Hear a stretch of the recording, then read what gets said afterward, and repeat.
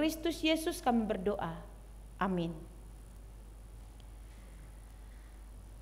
Jemaat saudara yang terkasih di dalam Kristus Yesus, marilah kita buka Alkitab kita, firman Tuhan di ibadah di minggu hari ini, Minggu Reminiscere, tertulis pada kitab Mazmur pasal yang ke-27, ayat yang pertama sampai ayat yang ke-6.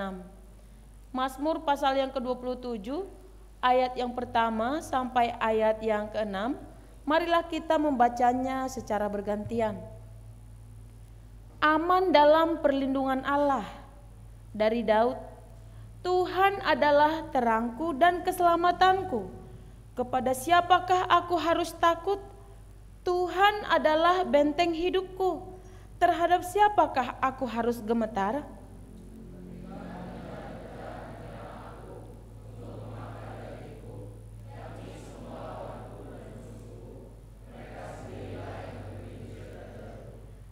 Sekalipun tentara berkemah mengepung aku, tidak takut hatiku.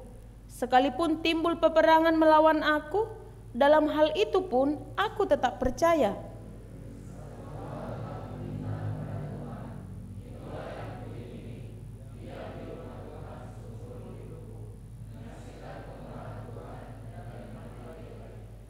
Sebab ia melindungi aku dalam pondoknya pada waktu bahaya. Ia menyembunyikan aku dalam persembunyian di kemahnya. Ia mengangkat aku ke atas gunung batu. Kita bersama di ayat yang ke-6. Maka sekarang tegaklah kepalaku, mengatasi musuhku sekeliling aku. Dalam kemahnya aku mau mempersembahkan korban dengan sorak-sorai.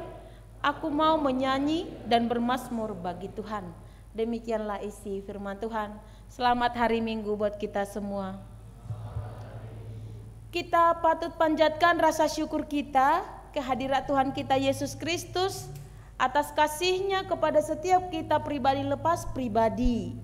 Hari ini kita masih diberikan kesehatan dan hati yang mau untuk datang bersekutu dengan firman Tuhan di ibadah Minggu Reminiscere hari ini. Terpujilah nama Tuhan. Saudara yang terkasih, keberanian iman. Keberanian di dalam iman. Pada saat kapankah seseorang itu takut? Ada dia takut karena cuaca. Dan kemanapun dia berlari, ketika cuaca atau situasi itu masih dekat dengan dia tidak bisa menyelamatkan diri. Dan ada juga yang takut kepada sesamanya manusia. Mengapa seorang manusia takut kepada sesamanya manusia? Mungkin terjadi permusuhan, kebencian. Jadi ada sedikit rasa takut. Bagaimana nanti kalau berjumpa? Apakah ada hal-hal yang membahayakan? Kira-kira seperti itu. Saudara yang terkasih, di khotbah Minggu Reminiscere hari ini, seorang hamba Tuhan yang bernama Daud memberikan kepada kita sebuah teladan keberanian di dalam iman. Keberanian di dalam iman yang dia alami pada saat itu, jika dia mengandalkan pikirannya, kemampuannya, tentu dia tidak akan bisa bertahan. Apa yang dialami oleh Daud? Daud adalah seorang yang dipilih oleh Allah menjadi raja kedua kepada umat Israel. Yang menurut orang, Daud itu tidaklah layak menggantikan Saul. Tetapi apa yang menurut manusia tidak layak, layak menurut Tuhan. Lalu bagaimana Daud merespon panggilan itu? Apakah dia di dalam hati yang bergembira? Dia langsung mengatakan, bagaimana ini bisa ku tanggung jawabi, sedangkan pengalamanku untuk kepemimpinan pun belum ada, karena pekerjaannya adalah seorang gembala. Lalu di dalam hati yang mau, dia menuruti panggilan Tuhan itu untuk menjadi seorang raja. Tentulah raja yang mau digantikan oleh dia itu tidak berterima. Jika Daud memberi alasan, tidak ada alasan Saul untuk mengejar, mengancam nyawa Daud. Karena tidak ada kejahatan yang dilakukan oleh Daud yang merugikan Saul. Tetapi itulah sifat manusia itu, cemburu, dan tidak mau memberi jabatan selanjutnya kepada orang menggantikan posisi dia, padahal sudah Tuhan sendiri yang mengatakan ini posisi jabatan sebagai raja sudah harus diganti. Saul mengikuti pikirannya, niat jahatnya, mengejar Daud kemanapun Daud pergi. Saul mengikuti niat jahatnya di dalam pikirannya, mengancam Daud kemanapun Daud pergi. Sebagai seorang Daud, dia memahami dan merespon semua masalah yang terjadi ini bukanlah di dalam keputusasaan atau pelarian diri. Tetapi sikap dia ketika di dalam ancaman, ketika nyawanya sedang berbahaya, dia lebih memilih untuk berserah penuh kepada Tuhan. Berserah penuh kepada Tuhan. Dia berserah penuh kepada Tuhan, tidak melarikan diri, tetapi dia berserah penuh kepada Tuhan. Pada saat kapankah dia merasakan ketenangan di dalam situasinya yang penuh dengan kesesakan itu? Dikatakan dia di ayat yang keempat, satu hal yang kuminta Tuhan, itulah yang kuingini, diam di rumah Tuhan seumur hidupku, menyaksikan kemurahan Tuhan dan menikmati bait-Nya. Ketenangan, kenyamanan dia rasakan hanyalah ketika dia ada di dalam rumah Tuhan. Baru dia merasa tenang. Mengapa dia bisa merasa tenang? Karena di dalam rumah Tuhan dia benar-benar merasakan ada Tuhan yang melindungi, yang menemani, yang bisa memahami situasi perasaan dia pada saat itu. Di dalam hati yang penuh dengan kekacauan itu, dia menyemangati dirinya sendiri. Tuhan itu adalah terangku, Tuhan itu adalah keselamatanku. Kepada siapakah aku harus takut? Pernahkah kita, khususnya adik-adik kami remaja Naposo Bulung, menyemangati diri sendiri? Mungkin pernah. Kita yang menyemangati diri kita sendiri. Ketika kita menyemangati diri kita sendiri, yang kita andalkan bukan kekuatan kita, tetapi kita berkata, kamu harus bisa, aku pasti bisa. Mengandalkan Tuhan, aku pasti bisa. Tidak ada yang mustahil bagi Tuhan. Kita menyemangati diri kita sendiri, mengandalkan iman kita juga. Bersama Tuhan, aku pasti bisa melewati ini semua. Tidak ada yang kutakutkan. Tidak ada yang membuat aku gemetar. Jadi dia menyemangati dirinya sendiri, melawan keraguan-raguannya, melangkah. Dia melangkah di dalam keberanian, di dalam keberanian, di dalam iman. Dia melangkah. Aku berani di dalam iman. Harus kulawan rasa takutku ini, kulawan rasa gemetarku ini. Karena bagi Allah semua manusia itu sama kemampuannya. Mengapa aku harus takut kepada sesamaku manusia? Dia menghilangkan rasa takut yang seperti itu. Saudara yang terkasih di dalam Kristus Yesus, menyemangati diri sendiri. Ketika kita menyemangati diri sendiri, tentu karena kita melihat ada pertolongan yang besar yang bisa kita dapatkan, bukan dari dunia ini, yaitu dari Tuhan. Tuhan yang menjadi tempat pengaduan kita, Tuhan yang menjadi gunung batu kita, sehingga seolah-olah keadaan kita tidak tenang pun kita mengatakan akan selalu aman dalam perlindungan Tuhan. Akan selalu aman dalam perlindungan Tuhan.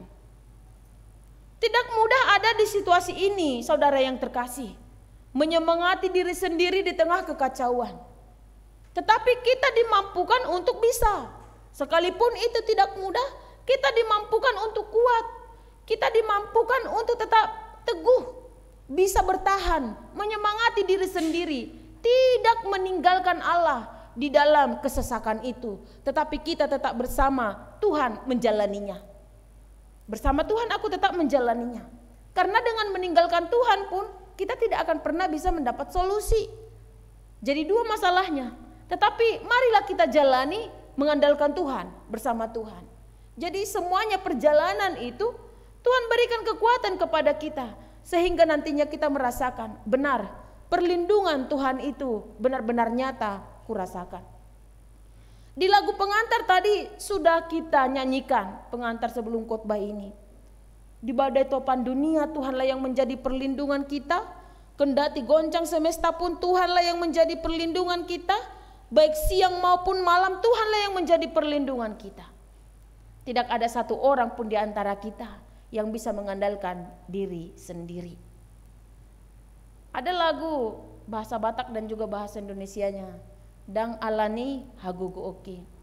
Bukan karena kekuatanku aku bisa seperti ini. Jadi semuanya itu adalah karena kuasa Tuhan.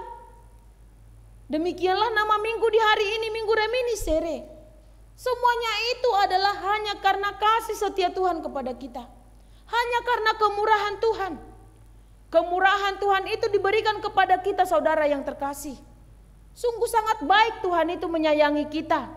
Sungguh sangat luar biasa diberikan kepada kita hal-hal yang baik. Diberikan kepada kita kesehatan. Diberikan kepada kita mata yang bisa melihat. Diberikan kepada kita telinga yang bisa mendengar. Dan diberikan kepada kita juga pendidikan, pekerjaan yang sangat layak untuk kita tekuni. Banyak hal-hal yang baik yang sudah kita dapatkan dari Tuhan. Lalu kita mengatakan, semuanya ini adalah kemurahan Tuhan.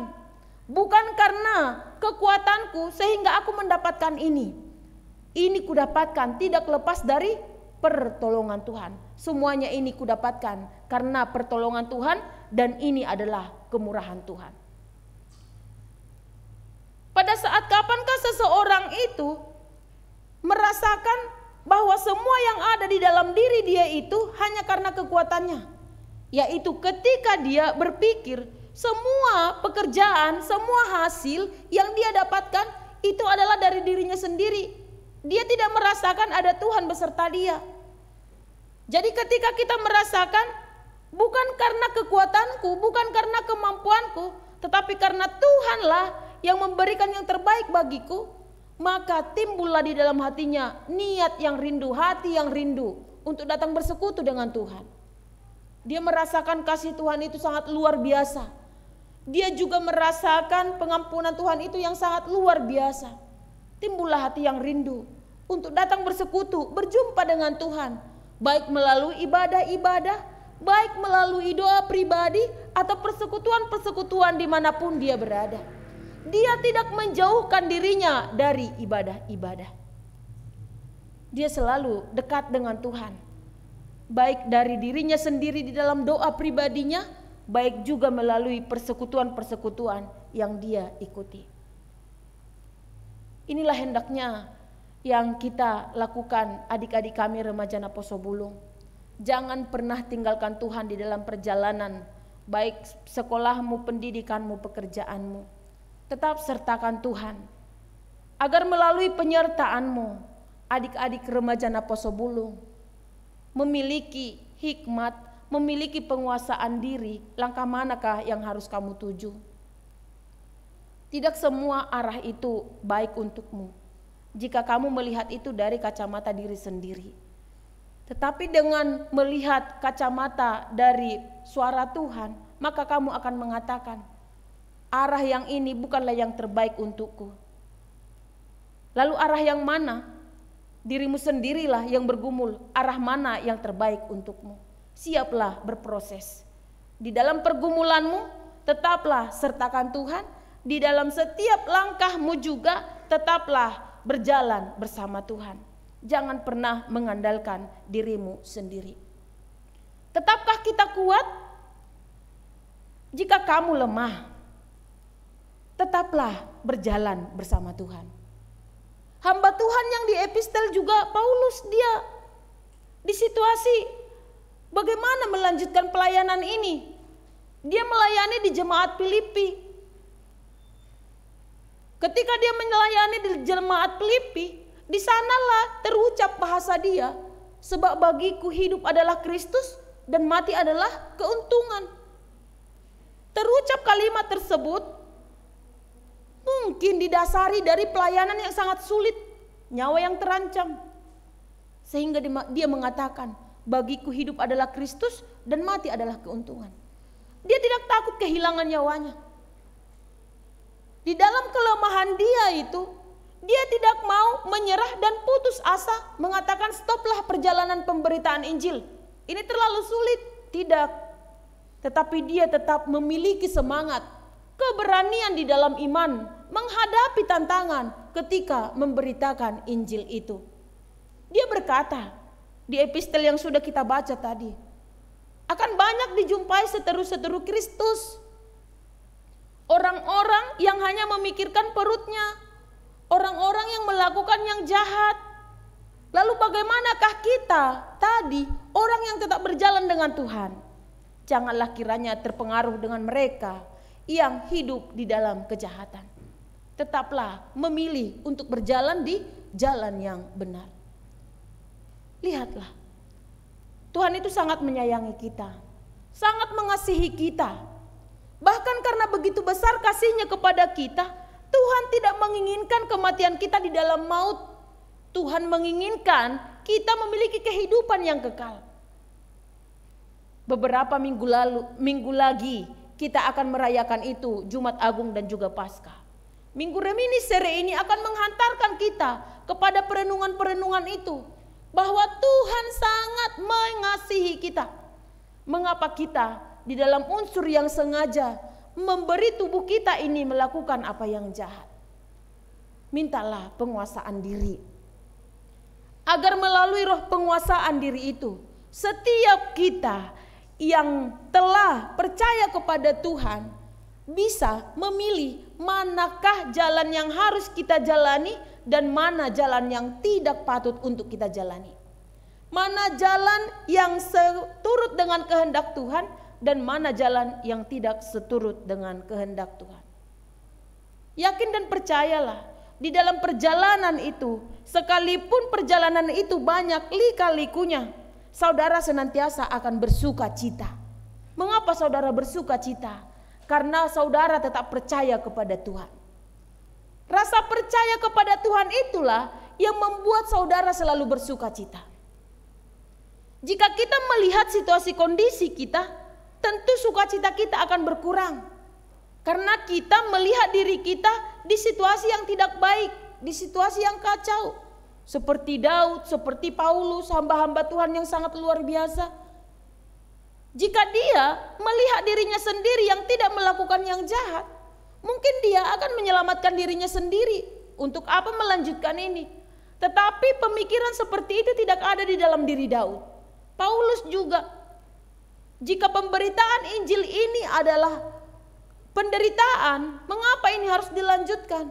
Tetapi pemikiran seperti itu tidak ada di dalam diri Paulus. Injil itu harus diberitakan.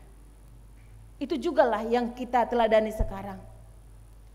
Jangan pernah katakan, di situasi kacau ini aku akan berhenti.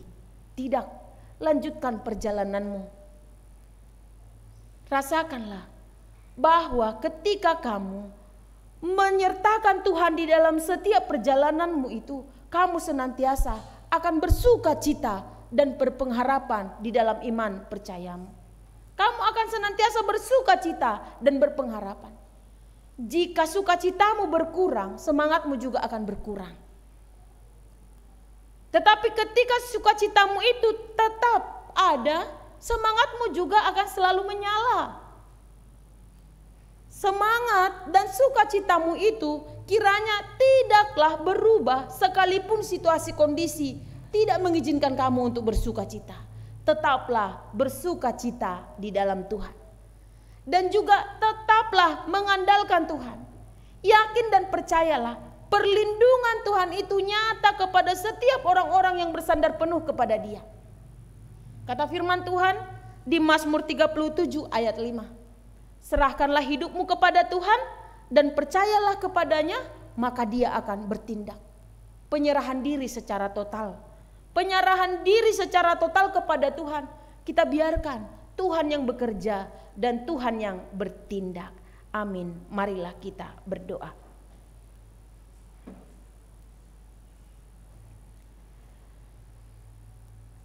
Kami telah menerima firman-Mu yang kudus ini Tuhan. Teladan iman yang Tuhan suarakan kepada kami lewat para hamba-Mu, Daud dan juga Paulus.